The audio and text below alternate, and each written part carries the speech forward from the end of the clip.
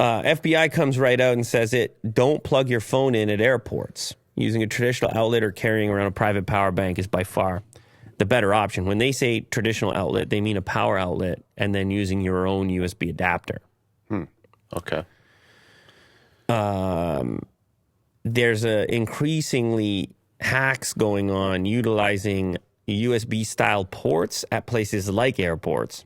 People get in there, swap out some of the hardware, and are able to extract information data from anybody charging off of those ports. Juice jacking is on the rise. The hacking method uses publicly available USB outlets to skim data from smartphones, and the FBI is now recommending travelers completely avoid all USB outlets in airports. I've always been skeptical of these outlets, and they're typically extremely slow anyways. However, sometimes they are placed very conveniently.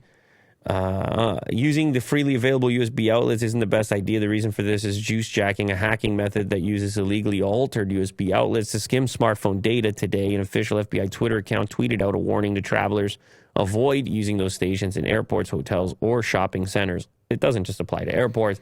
Any public place where somebody could have tampered with a USB port, just remember that's a data that has a potential for data transfer, not just power transfer. Yeah, your local coffee shop or something. Anywhere. And so power outlets good.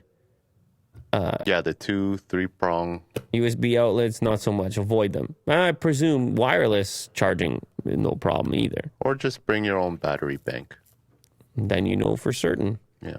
This clip you just watched is sponsored by LaterCase. If you have been looking for an impossibly thin case to put on your brand new smartphone, you need to check out LaterCase, available for both Android and iPhone. Check the description of this clip in order to get a special offer.